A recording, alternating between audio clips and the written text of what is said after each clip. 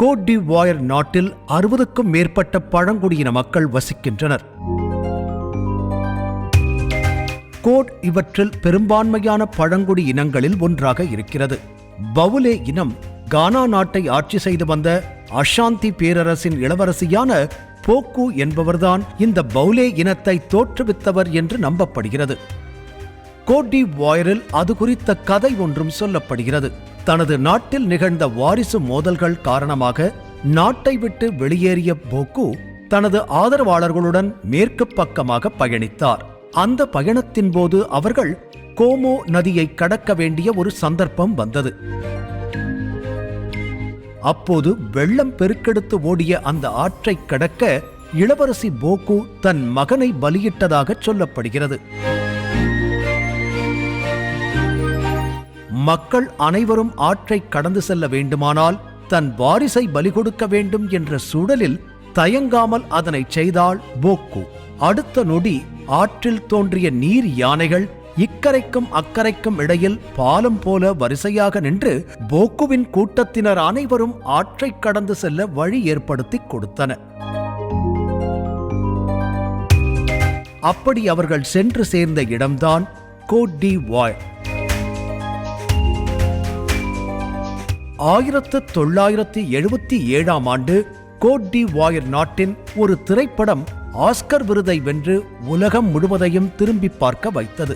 Black and white in colour என்ற அந்த திரைப்படம் சிறந்த அயல்மொழி திரைப்படம் என்ற விருதை வென்றது.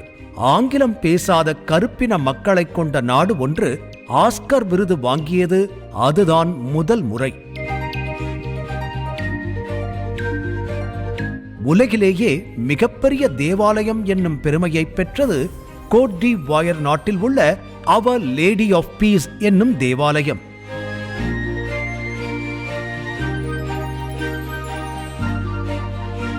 தேவாலயத்தின் கட்டமைப்பு, வெளிப்புற அமைப்பு, உள்ளே அமரக்கூடிய நபர்கள் எண்ணிக்கை ஆகியவற்றை பொறுத்து தேவாலயங்கள் வகைப்படுத்தப்படுகின்றன.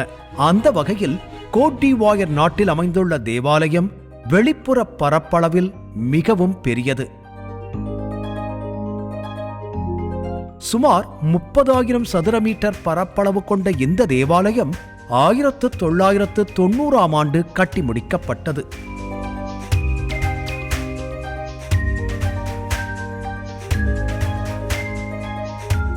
மறுமலர்ச்சி கால கட்டடக்கலை மற்றும் பாரோக் பாணியில் அமைக்கப்பட்டுள்ள இந்த தேவாலயத்தில் 18,000 பேர் வரை அமரும் வசதி உள்ளது.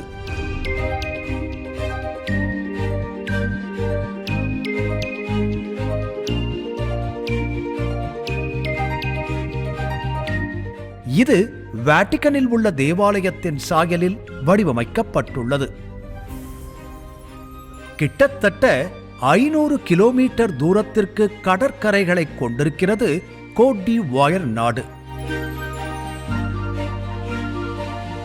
இதனால் அங்கு பல அழகான கடற்கரைகளை பார்க்க முடிகிறது.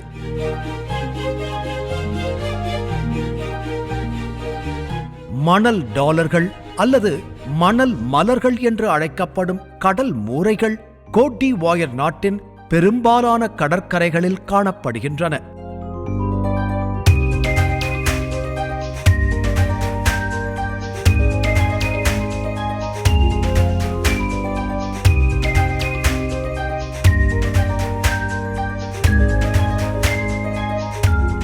தாவரங்களைப் போல தோற்றமளிக்கும் இவை உண்மையில் கடல் வாழ் உயிரினங்கள் ஆகும்.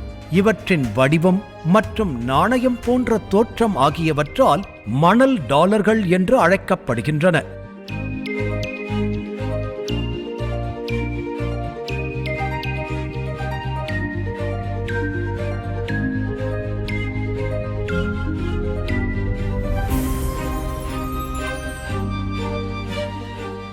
சுருங்க பேசி விளங்க வைப்பதை கோட் டிவோயர் நாட்டு மக்கள் விரும்புகின்றனர். அதனால் பல விஷயங்களை சுருக்கமான எழுத்துக்களால் குறிப்பிடுகின்றனர். உதாரணத்திற்கு நாடாளுமன்ற உறுப்பினர் என்பதை நாம் ஆங்கிலத்தில் MP என 2 எழுத்துக்களால் குறிப்பிடுகிறோம். ஆனால் கோட் டிவோயர் மக்கள் பிரெஞ்சு எழுத்துக்களைக் கொண்டே சுருக்க குறியீடுகளை பயன்படுத்துகின்றனர்.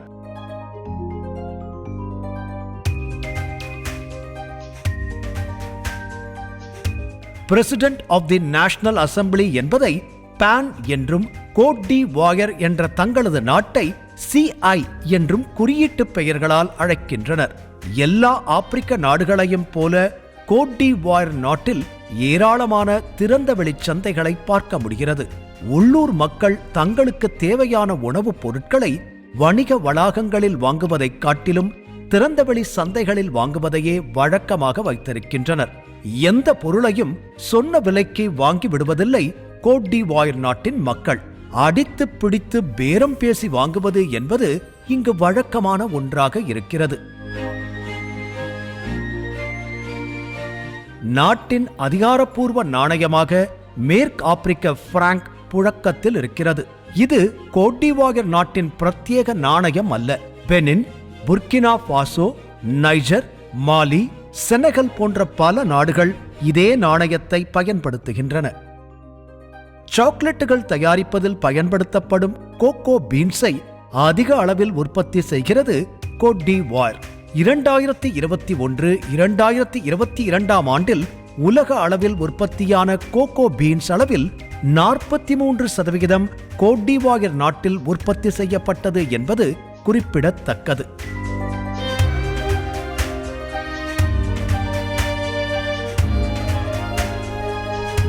நாட்டில் உள்ள மொத்த மக்கள் தொகையில் குறைந்தபட்சம் 80 லட்சம் பேர் கோகோ உற்பத்தியை நம்பியே இருக்கின்றனர்.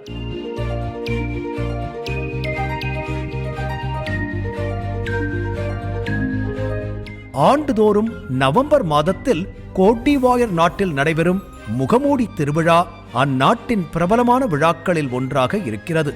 மேற்கு ஆப்பிரிக்க நாடுகளில் இதுபோன்ற முகமூடி திருவிழாக்கள் ஒரு பொதுவான அம்சமாக இருக்கின்றன. ஆனால் அந்த விழாக்களில் பயன்படுத்தப்படும் முகமூடியின் வடிவமைப்பு, கொண்டாடப்படும் விதம் மற்றும் கொண்டாட்டத்தின் காலம் ஆகியவற்றின் அடிப்படையில் அவை வேறுபடுகின்றன.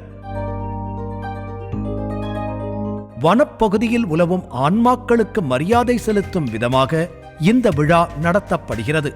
இவ்வாறு மரியாதை செலுத்துவதை சிறந்த முகமூடி கலைஞர்களை கொண்டு செய்கின்றனர் அந்நாட்டு மக்கள். சிறந்த கலைஞர்களை தேர்ந்தெடுப்பதற்காக கிராமங்களுக்கு இடையே போட்டிகளும் நடத்தப்படுகின்றன.